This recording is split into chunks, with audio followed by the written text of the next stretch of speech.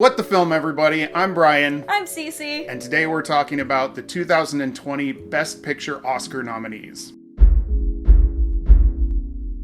You like me right now. You like me. So depending on when you're watching this, you may have already seen who has won the Best Picture Oscar, but we're going to be talking about this beforehand, and if you get the chance to see us before, see if you agree with our picks, and if you're watching this after the Oscars, see how well we did in choosing Best Picture at the end. Yeah, so I think first we're going to start out by talking about each of the Best Picture nominees individually. We'll give our ratings, we'll rank them, our general feelings as they agree or disagree, and at the end we're going to talk about what we think is going to win and what we want to win. Yes. So there are going to be 3 things at the end we'll talk about, but we will get to those after we discuss each of the 9 Best Picture nominees, and we're going to go through these in alphabetical order. Yep. It was not to give preference to any of the titles, we're just going to go through them in alphabetical order and talk about our feelings on each one. So we're going to start off first with 1917. In your own time, gentlemen. It starts with a number and not the number 9, so it goes first. Okay.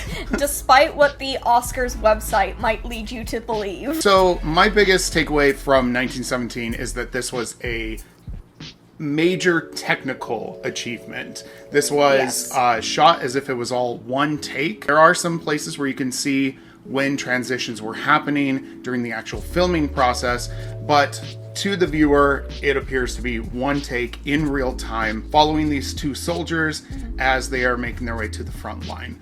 And I thought that was brilliant. I thought that was a really great feat of technical achievement. I know that long shots and one shot have been done before, but I don't ever think it's been on this scale. No. My first comparison would be Birdman from a few years ago, which was a movie that won Best Picture because it was that faux one take, but it definitely wasn't on the scale of something like 1917, which I feel like Birdman, whatever your feelings on it, it is a technical achievement, but you're not working with nearly as many players and nearly as many effects. Yes. And that is what is really an incredible achievement with this as a film. I highly recommend going and looking up some of the behind the scenes featurettes for this particular film, just to see the scope and the size of that technical achievement. I also think that the acting was really well done. I thought that the 2 main actors really showed off their range, and I thought that they were good counterparts to one another. Yeah, they definitely balanced each other really well. I also think that it was an interesting take on the genre of war film. You hardly see stuff about World War I. It's always World War II centric that gets this sort of treatment.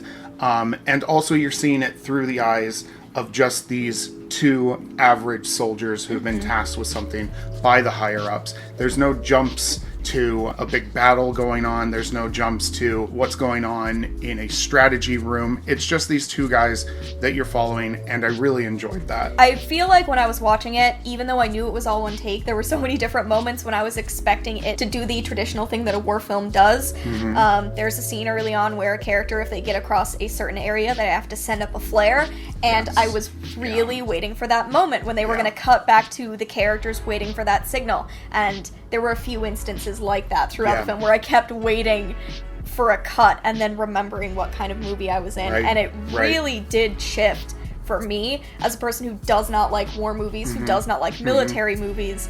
It made it an actual thing that I could enjoy, which I really appreciated and was very different for me. It's very different from just watching battles go down, seeing men die, get shot, and instead it's very character driven.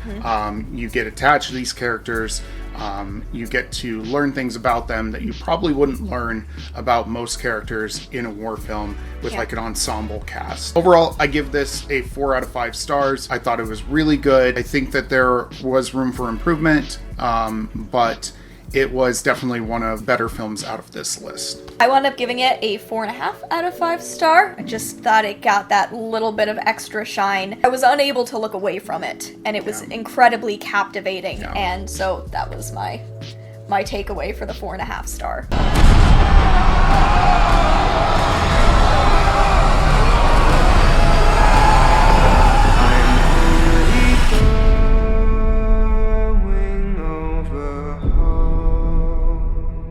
the next film that we are going to talk about is Ford v Ferrari. How long we known each other, Ken? So, Ford v Ferrari is a true story about a car race. Like, if we're giving the very basic Father's Day pitch. Yes, and it's a dad movie. It's a dad movie. It's been said a lot of times by a lot of people. Yeah. It's a dad movie. Yeah, and the literal story of this is there is a man who used to be a very famous stock car racer who no longer races because of a heart condition. He's looking to scout the next big car racer. Yeah, and then it is also about Ford v Ferrari, obviously from the title, where Ferrari has this history of being, you know, the best race car, and Ford and the Ford company is finally entering into this race. I really think it's going to turn the tide for Ford Motors if they can get a big car driver to win with one of the Ford cars. I think this is a very straightforward movie. You know pretty much exactly what you're gonna get when you go in, and for me that can be a real comfort with the movies I'm watching. Yeah. I like easy movies. I've always been a fan of sports movies and underdog films, and that's exactly what this is. That classic formula of underdog being raised through the ranks, given a shot, meant to prove himself to his friends or his family. Matt Damon is great. Christian Bale is great. Absolutely. I just don't feel like there's a lot of like substance here. Yeah. You know, there's the characters, if they go through any growth, it's very just like surface kind of growth. Even Matt Damon's character, we don't learn anything about his family. No, so at all. It's just point A to point B. Like, there's always that part of my brain that kind of ranks every movie I see by how inclusive it is of women. Yeah. And I think 1917 and Ford v Ferrari are on about the same level. I agree. Where they each have the one woman. Yep. I think that she did a good job. Christian Bale's wife. That is her entire role. I think that she did a good job with that, but she's limited to just Christian Bale's wife. That is her character. That is her character. And I feel like it's because every single one of them is playing an archetype that we've seen before. Yes, and I so agree. she is wife because that is the limit of that story. Yeah. So although it's in an archetype, although it's the same formula we've seen before, because of the acting, because it's so well acted, I gave it 3.5 stars. I think something that's gonna become apparent when we're going through this is that we tend to disagree just slightly, in that I tend to like a movie a lot more or like a movie a lot less. Very on either end of the spectrum with that. So I wound up giving Ford v Ferrari a 4-star for me. Which is pretty close. Yeah, it's pretty close. 0.5.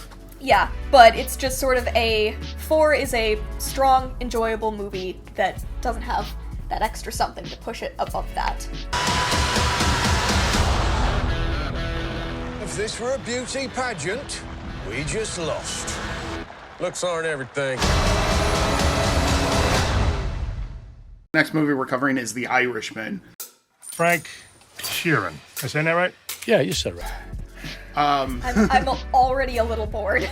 Right? I'm already a little bored. So The Irishman is about a man who gets involved with the Teamsters. Looks at the relationship between the Teamsters Union and organized crime. It is looking back on basically his entire adult life. Yes. From when he was a CGI de-aged truck driver all the way to when he is old and in a folks' retirement home. Yeah. And I will say that when it comes to performances, I think The Irishman is serviceable. Oh, they do a good job. They do a good job. Especially, I think Joe Pesci is a standout is great. Yeah. in the film.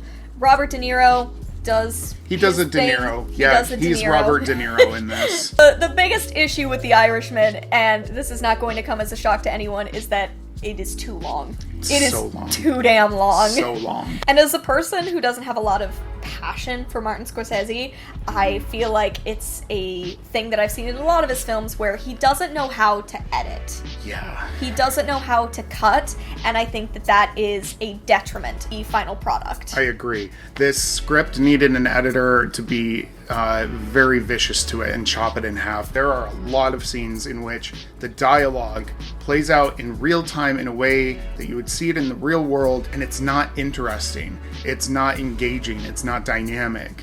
It's, I told this guy this thing. You told that guy that thing? I told that guy that thing. And then I said this thing. You said that thing? You should have said this other thing. and it goes on forever. and on. And it seemed like it was trying to do that thing that, like, Tarantino movies do, where there are those long, extended scenes of dialogue because you are learning about the characters or learning about the setting. Right. But instead of doing either of those things, it just felt like unnecessary padding to say, look at how well these characters know each other. They can have this conversation. But if the whole conversation is just repeating lines at one another for 20 minutes, it's no longer telling a story, it's just annoying the viewer. Those types of long Tarantino dialogue scenes are special because they're peppered throughout the film. Yes. It hits a poignant moment. Instead of that, The Irishman has them all the time. The time. Half of the movie is just two never men talking ending to each other, and it's too much. It's way too much. It also could have used an editor when it came to the final movie cut, because it has so many scenes of driving that are not necessary. We as an audience are smart enough to understand that you're going from one place to another place without having to show it in real time. And I feel like, again, so many of those scenes were reminding me of a movie like Widows, where you have Steve McQueen directing, and those long shots in the car are telling a story. Yes. And again, it felt like it was emulating style without using those things to do what they're supposed to do. I definitely agree. There's too many of them, and they're not used in a way that is poignant or important. I ended up giving The Irishman a 1.5. That's the lowest score that I gave to any of these. I wanted to be done. The only reason I kept watching it is because I had said I was going to watch it for this review. It's the only reason I kept going after I was an hour and a half in. I also gave it 1.5 stars. It got to a point where it was feeling unwatchable, and I feel like neither of us were really paying attention anymore because we were so desperate for it to be over, and we were only halfway through. I think we both rate based on achievement, technical achievement, how a movie is made, but we also are very influenced by how much we just enjoy the process of watching the movie. Yes. And while it was technically good in some places, the combination of the bad technical work and the fact that it wasn't an enjoyable film to watch just completely bottomed out the reviews The for me. experience was not fun. It was arduous. It felt like work, and that's not what you want in entertainment. No. So. No. It's gonna happen. Either way, he's going. The next movie that we're going to talk about is Jojo Rabbit. Field Marshal Jojo, you're our top man. Prepare to leave the house. So, Jojo Rabbit is a satirical film about a young boy who is part of the Hitler Youth. The film catalogs his experiences as a young, impressionable boy and how he sees the world that he is in through his imagination, through his friendships, and through his experiences with the Nazi regime. Along with his growing friendship with a Jewish girl that he finds out his mother is protecting in their home. And so I know that this is a movie where you and I wildly differed in our experiences and our enjoyment of the film. For me, I felt Jojo Rabbit was amazing. I thought it was hilarious. I thought that it was well acted. I really enjoyed seeing the world through the lens of this young boy. I do think maybe I am influenced by how much World War II culture in media and in books that I have absorbed. It may have desensitized me to what was going on around, or at least elevated the other elements from what was going on around, so that I could focus on them and the boy and his actions and his antics, his relationship with his mom and his Nazi counselor, and his friendship with this Jewish girl. So I thought it was well acted, well cast. I really enjoyed Taika Waititi's performance as the imaginary friend version, this idolized version of Hitler. And I know we disagree on this pretty strongly because we had this conversation right after we left the theater that Brian, I could tell all the way through the movie, was really, really enjoying it, and I was very visibly not. Yes, at one point I was like, Are you okay?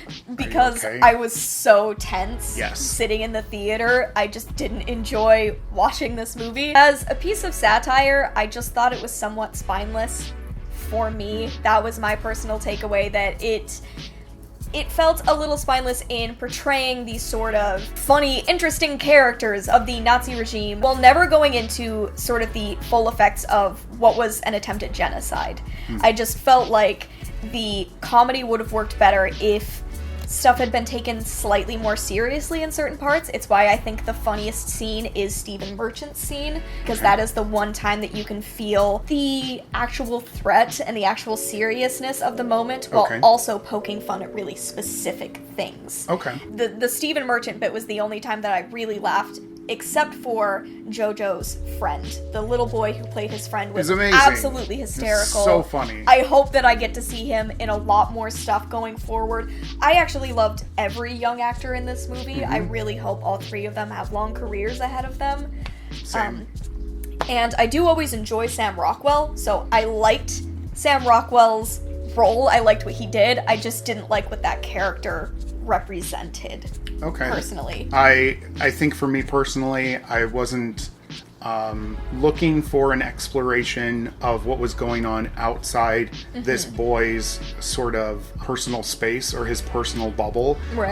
And I do feel like through his experiences and day-to-day interactions, we get a sense of how much he understands what is going on. I don't think that he understands the genocide. I don't think that he understands that he's being brainwashed until he starts to learn more about this girl and about who she is as a human being. I do feel like part of how we see his coming to terms with the seriousness of the situation is through his interactions with his imaginary friend, how they become less fun and lighthearted and more argumentative. I think that this is a very divisive film. I'd definitely. really love to know what you guys thought if you saw it, because I understand that I have a certain lens and a certain bias, and also that I'm a white dude, and I would love to know how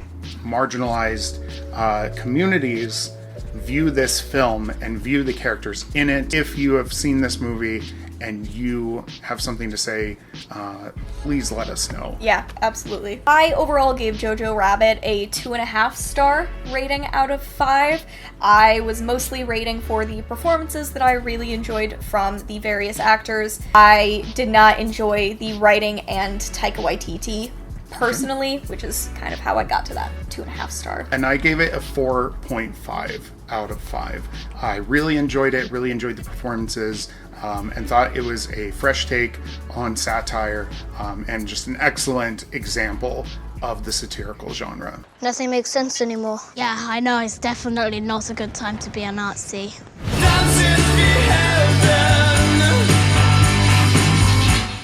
The next movie we're talking about is Joker. Arthur, does it help to have someone to talk to? Joker is a film about a man who suffers from mental disabilities and physical disabilities, and his quest to become a stand-up comedian in a world that seems hell-bent on keeping him down. For many people, it's also just known as a Joker origin story. Yes. The origin of the villain Joker from the Batman universe. From the Batman universe, which I think that's part of what's so kind of divisive about the film, is that the two summaries we just gave are totally different, but are also very true about this movie. Yeah, and that sort of is a theme for this movie. There's a lot going on, but nothing ever really comes together the way you think it would in a film with depth. Yes. The main thing that comes to mind with Joker is this sense of false depth. There are a lot of big issues that this film dances around. Sometimes literally. They never really go past the surface level on them. So it deals with things like poverty, mental illness, social structures collapsing, the rich versus the poor. But it's just there. It just appears in the film without any sort of exploration. Things just sort of happen without a chance to react to them or absorb it. That's one of my major problems with this film. Also, some of those themes are contradictory, or the way that they approach them is contradictory. I'm thinking of the social worker who says, well, no one understands people like us, when she's supposed to be helping this person who is recently out of a mental institution get back on his feet. And she's like, well, it's kind of not my job. I relate to you. Yeah, that is like a great example of the problems with most of the things that the film is trying to address. Yeah. There are instances where it seems like it's a film so desperate to say something, but it still manages to say nothing. I agree. And it's so interesting because it is a film that is attempting to portray a victim of the system, of society, one that we live in. Yeah, we live in a society. We live in a society. You can also tell that this writer and director is someone who sees himself as a victim. Yes. But can't articulate why he feels like a victim. And the storyline is muddled, and you can tell that the whole process was muddled. The whole creation of the story was muddled. I agree. This feels like something that was either written really fast or written by a lot of people. It never fleshes out any of the ideas that it's going for. Instead, resorts to violence as a crutch. When things go bad, be violent. When you are forced into a bad situation, your only recourse is violence. And it doesn't explore anything outside of that. It doesn't explore other options. I will say this is probably going to be Joaquin Phoenix's lifetime achievement role. Yes, yeah. This is going to be the thing that he's known for, similar to Heath Ledger. And it's because he acts the hell out of it. He has limited resources. He makes a lot from nothing. Yes. He takes a lot of stuff that in a script is not good, and he elevates it because he's a good performer. Yes. And I can't even imagine where this movie would be if it didn't have Joaquin Phoenix. I think that there are also some pretty good side performances. I think Zazie Dietz is really good. I think Frances Conroy is good, who plays his mother. Robert De Niro sure is in this movie. He's there. He's Robert De Niro. He's the same character as he is in The Irishman, except this time he tells jokes. Yeah. So I think that this was elevated by a cast overall that outperformed what this film could have been. Yeah. Well, at the same time, I think, like, I had a lot of issues with its very subtle portrayal of people of color, but particularly black people, as the perpetrators of violence and the perpetrators of mistreatment of a marginalized community. And I feel like that was coming from somewhere very specific that rubbed me really wrong watching this movie. Overall, I gave Joker 2 stars out of 5, almost entirely because of Joaquin Phoenix's performance. It is that good. And I would say, if you're going to watch this film, go into it expecting to be wowed by him and not much else. And I wound up giving this 1.5 stars out of 5. Again, pretty much purely because of Joaquin Phoenix and the work of the rest of the cast. Right. And it wasn't as long as The Irishman. And it wasn't as long as The Irishman. If you just smile. The next film that we are going to be discussing is Little Women. I'm working on a novel. It is a story of my life and my sister's. It is a film adaptation, like the 4th or 5th film adaptation. There are tons. There are movie adaptations, there's TV adaptations, there's an anime adaptation. Yes. But this is the most recent. The most recent adaptation of the book Little Women by Louisa May Alcott. It's about a family of 4 sisters. We're mostly following Jo, who is an aspiring author, but we're also following Amy, Beth, and Emma Watson. and Emma Watson. Meg! Meg. Oh, Meg. I remember Meg now. Yeah. We experience their life when they are younger, and also when they have grown up and are becoming women as opposed to girls. And we get to see the changes that they go through as characters and as girls becoming women. I absolutely loved this movie. I did too. It was just an excellent movie, and yes. I think it comes from both the fact that I like a lot of movies like this movie, so it was well suited to me because of the films I enjoy, but also because it was just a well-made film. It was well shot, well acted, well cast, so good. So well cast. If I had any doubts about my love for Florence Pugh before this film, they were settled because she's amazing. She's just incredible. I would say that the weakest performance is either that of Saoirse Ronan or Timothée Chalamet, and that's only because all the other performances were so well done that these also normally great blow it out of the water performances are just lower than that. Yeah. Laura Dern is great. Laura Dern is great. I don't know that Meryl Streep needed to be in this movie. No, I mean, I think that it could have been someone else, but it's fine. It's fine. That it's her. Meryl gets to be in whatever. Yeah. Bob Odenkirk is in this film. Yes. And he does a good job. I really enjoyed the performance of Chris Cooper in this. He's I thought always a great character actor. Yeah. He always brings something new. And he didn't play a villain. Which was amazing. I really just kept waiting for that turn. Yeah. This was the first time I've ever experienced the story of Little Women. I've never read the book. I've never seen a single adaptation. And so I was genuinely constantly waiting because of my experience of Chris Cooper for that turn. And it was just nice to see a movie about nice people. It was. There's something that I love movies about tragedy. I love movies that delve into, the depth of human emotion. But I also enjoy a movie that can just be a nice movie. Yeah, it was nice. And that's not to say that it doesn't have depth. No. It's there, but it's still nice. It's still it just nice. Feels nice to watch this film. It's one of those movies that I feel like I can recommend to so many people who love film, but at the same time, I had a conversation with my mom about this movie, and her biggest comment was, why can't every movie just be like this movie? Yeah. And so there are so many different people it appeals to. We had the amazing experience of watching this in a theater with a group of teenage girls behind us, and their commentary on things, the way that they were experiencing this story for the first time was amazing. Laura Dern walks on screen, and there was a chorus of Laura Dern. When there was heartbreak towards the end of the movie, one of the girls said, "Oh, so love is dead."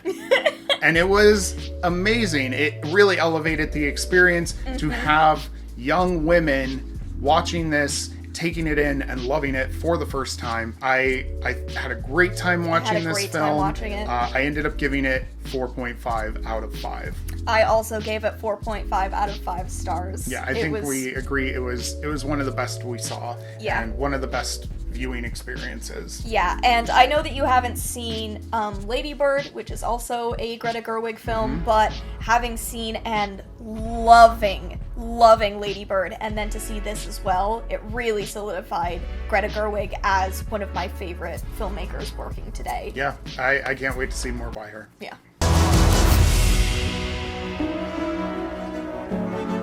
So, who does she marry? The next nominee that we're talking about is Marriage Story. What I love about Nicole, she is a mother who plays, really plays. And I have to first say that I didn't get a chance to view the movie in its entirety. So my review is only going to be based on supplemental material that I've seen, trailers, behind the scenes featurettes. But Cece, you were able to see it. Yes. Tell us about Marriage Story. Marriage Story is about two people getting a divorce. It is heavily inspired by the writer-director's real-life divorce, and it is just about the intricate workings of this couple. Their lives are coming apart, and the stresses and the ups and downs of that, about custody battles and splitting of assets. It's fine. It's just fine. It's a film. It's a film. I would say my takeaway from this film is that as a person who has been very close to multiple divorces, it got a little emotional. It was a little difficult to watch. And I think Scarlett Johansson was ill cast in this film. She did not elevate it at all. Okay. It feels like a stage play. Okay. And I think that that is probably because in Adam Driver we have this writer-director of stage plays, and Scarlett Johansson is an actress who has been kind of his muse, this person who has followed him from place to place, making his vision a reality. And Adam Driver seems much more suited to this kind of filmmaking. Yeah, because Adam Driver is a classically trained stage actor. Yeah. So in a situation in which a film is playing out like a stage play, he would know how to work with that material a lot better than someone who has less experience in stage, like Scarlett Johansson. Like Scarlett Johansson. She just makes the material feel forced in a way that it just doesn't come across the same way. There's an ease to pretty much every performance but hers. Okay. But Adam Driver is the shining star of this movie. That might be impacted by the fact that I love Adam Driver. I think that he's one of the greatest actors working today. No complaints. Yeah, like, I really hope that I get to continue to see him be this good in a lot of stuff, and he deserves the nomination that he got for this film. Definitely agree with you. From what I've seen, he is the driving force in this film. And I mean, I guess that's because he is loosely based on the director and writer of this film. I've also seen, though, that he seems to be an elevated hero type figure in this film. I will say that that was a distracting thing watching the movie, knowing that this was written by the person in Adam Driver's situation. There were a lot of elements of the film where it was painting Scarlett Johansson in the worst light, painting this character of Nicole as the one who is flighty and insecure, while Adam Driver knows a lot better what's going on, and he's just sort of bumbling his way through a bad situation that his wife Nicole has created. Right. And that shifts. That's what makes it a less enjoyable movie, is knowing that the writer-director decided to tell this story this way.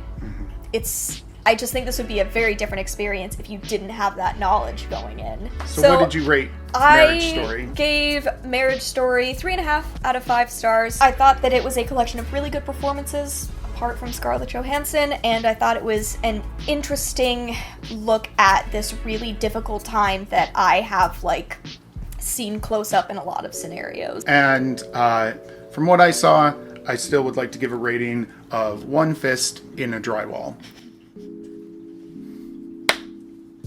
Yes. Beautiful.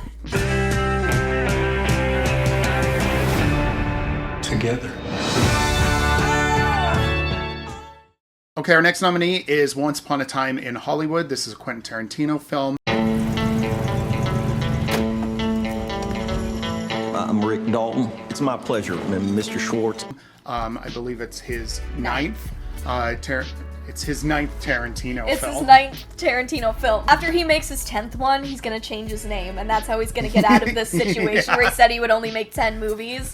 He's only making 10 Tarantino films. He's No, that was gonna be a bad joke. He's Tarantino. Yeah. Oh, yeah. God. Tarantino. No, that's even worse.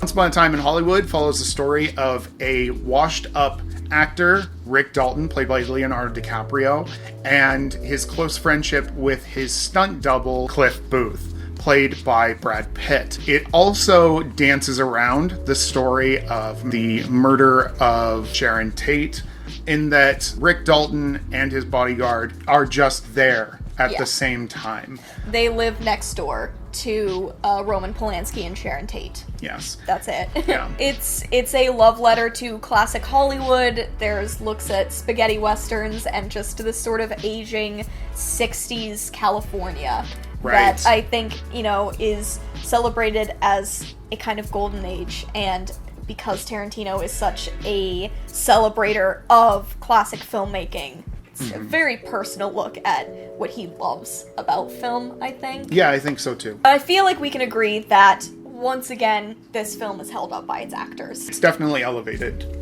by the performances of Leonardo DiCaprio and Brad Pitt. I definitely agree with you there. Yeah, and by extension, as much as she was able to do Margot Robbie, there isn't a lot she's able to do, but the bits that she's in, she's quite good, and I think that she brings a lot of heart to that character. She does a great representation of Sharon Tate. She did the best with what she was given. Yes, yeah. I think this is a really beautiful film to look at. I just don't gorgeous. know if it... Yeah, gorgeous to look at. There are so many extended sequences of cars driving, which is funny that we were talking about that earlier. Brad Pitt spends so much of this movie driving a car. I agree. And I think in a lot of ways it's a more enjoyable experience than The Irishman. The Irishman. Yeah. Just think that this is a film that for me felt too long, Yes. and it didn't have what I would consider Tarantino's style, or at least the style that I'm looking for in his movies. Right. Yeah, it felt like Tarantino was making a film, and he made it well, but it wasn't that stylized, sort of over-the-top experience that you typically get from a Tarantino film. There are twists and turns in it, but none of those twists and turns are taken to the extreme that we've come to expect from Tarantino. Quentin knows how to make a movie. He knows how to make a movie well from a very technical standpoint, but it's nothing that we haven't seen before from other filmmakers. The subject matter, the performances, it was a little boring at times. Yeah, I think that was my biggest issue, is just that it was boring. I know that there were also some issues when I originally saw the movie with its portrayal of Bruce Lee. That was an issue with his estate and his daughter, and how he was represented in the film. I definitely think that was an issue, but not my only issue with the movie. There's a lot more to my rating than that, but it did have an impact on my viewing of those scenes. I agree. I think that had that been some generic martial artist actor instead of a representation of a real person, I wouldn't have had such a problem with it. I thought that the scene itself was well done and it was fun, but it was definitely hampered by the fact that we know that Bruce Lee's family did not feel like that was an accurate or fair representation of him as a man and an actor. Right. So I gave this film 3 out of 5 stars. I thought it was purely middling. It had good moments, it had bad moments, it was fine. And I'm pretty close to that. I gave it a 3.5. I was very much in awe of the technical achievement of it and the performances of Leonardo DiCaprio and Brad Pitt. And that slightly elevated it from middling. But it's definitely not a film that I'm going to be watching a lot of times or anything like that. It was a good one-off, and I can say that I've seen it. Yeah. You're Rick fucking Dalton. Don't you forget it.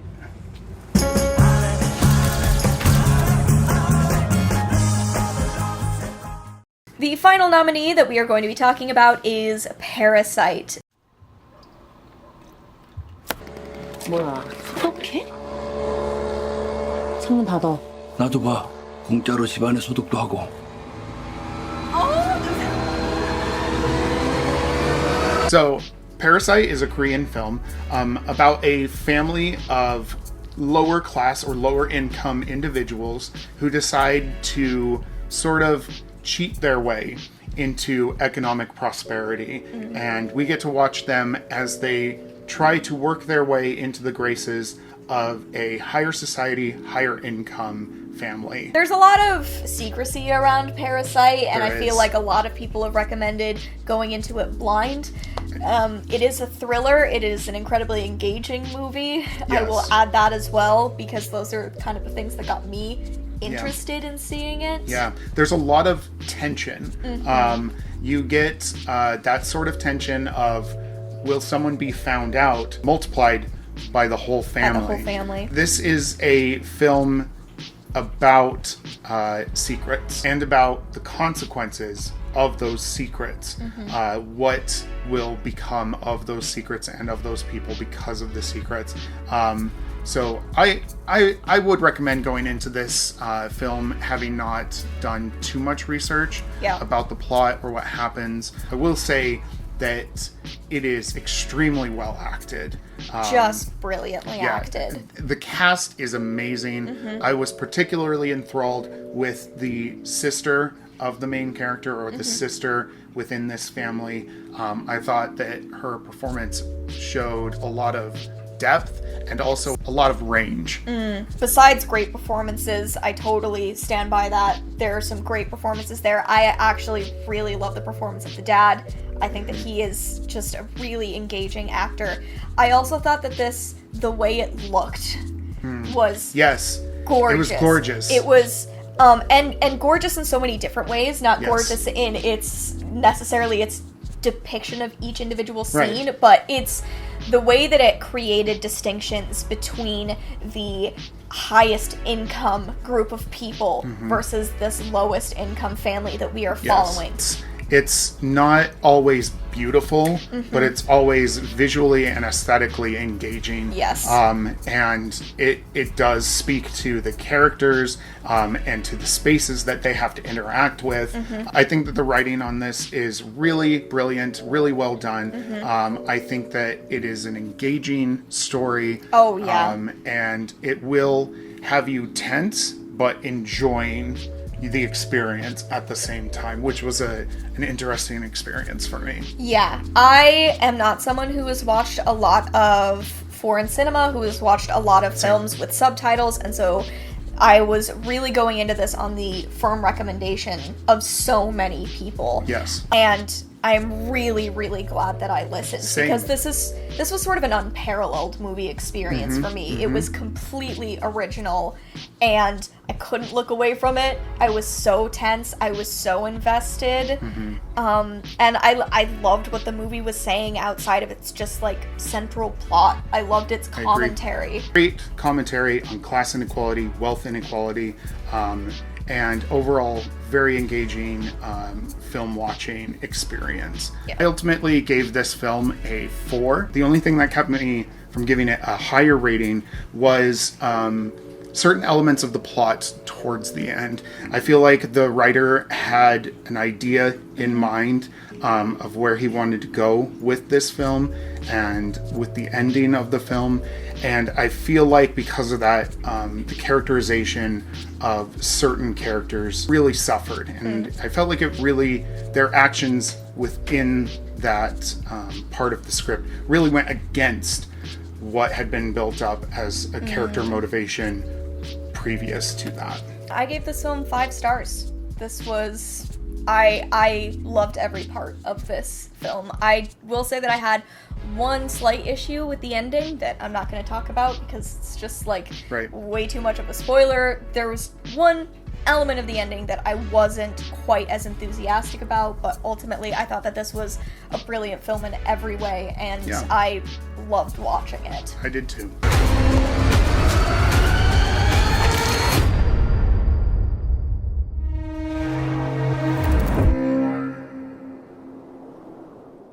So, now that we have discussed the nominees, maybe you already know what films we think should win Best Picture. So, now we are going to talk about a few different things. We're going to let you know which movie we enjoyed the most, just basic enjoyment level. We are going to talk about which movie we think should win Best Picture, and which movie we think will win Best Picture. So, for me, I think it's obvious from my review, the movie I enjoyed the most was Jojo Rabbit. I will have to go back and re-examine it, watch it again to see if it holds up.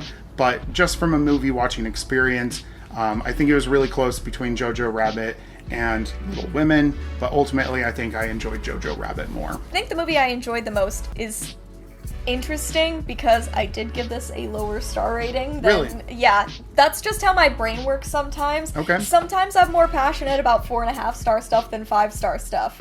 I don't know what it is about it. The movie I enjoyed watching the most was Little Women. Okay. It was just a film I loved watching, and a film I can see myself watching again and again and again. And I think that that's what sets it apart from something like Parasite. I don't know if it's a film that I can sit down and watch over and over again. It's kind of a difficult one. It's heavy. It's heavy, and I love films that I can watch constantly, and for me that feels like Little Women. Yeah, Little Women is a great comfort movie. Yes. Something that you can watch on a day when you're sick, cuddled up in blankets, eating a bowl of soup. That is my dream day. Yes, I agree. What movie would you like to win Best Picture? I think the movie that should win Best Picture is Parasite. I think that Parasite deserves the Best Picture win for its achievement in characterization, for its achievement in set design, for its achievement in cinematography. It's beautiful, it's well acted, it's well written for the most part, and it has a great commentary that just elevates it to a movie with depth. Yes. And I think elevates it over the other films. Yeah, I totally agree. I think that Parasite should win Best Picture for all of the things you've just said, but also for how much it has achieved in the past year. Yes. How much it has completely shattered barriers, how much it has gotten people who normally wouldn't watch a foreign film to watch foreign films. Yeah. I think that upholds the standards of what a Best Picture should be. Yes. It should be about getting so many people to engage with a piece of cinema that they might not have otherwise. Yeah. To me, that is what the Oscars should be celebrating. I think that the fact that it did so well in a market that usually doesn't watch foreign film. That punishes foreign film. Yeah, really, yeah. Yeah. Is amazing. So I think that it definitely deserves to win Best Picture. And finally, what do you think will win Best Picture? Oh, man. I am really scared that Joker is going to win Best Picture. Okay. But I think ultimately the Academy is going to choose something safe and is going to choose something that is familiar, and that's going to be Once Upon a Time in Hollywood. Oh, okay. It has the big names in it that bring people to theaters. It has the big director attached to it. So I'm worried that it's going to be Joker, but I think it's going to be Once Upon a Time in Hollywood. This is one that we disagree on. I really think that the Best Picture winner this year is going to be 1917. Okay. For similar reasons, in that it is something that the Academy is familiar with. It is a war film, it is a technical achievement, and it is from a director who has won an Academy Award before. Okay. So it's someone who's in the good graces. Yeah. I think Sam Mendes has a shot at beating Tarantino for Best Director. I think ultimately they'll give it to Tarantino, but I really feel like with what I've seen from awards season so far, 1917 has a very firm chance at winning. Okay. And it's a movie that wouldn't make me angry if it won. I was going to say that exact same thing. There are so many movies that could win Best Picture that would make me genuinely angry. Yes. And I feel like with all three of the movies I've listed, Little Women, 1917, and Parasite, none of those would make me angry. I agree. They're all brilliant achievements. I agree. 1917 is a little bit different too, from something like Once Upon a Time in Hollywood. So I could see it going to 1917 as well.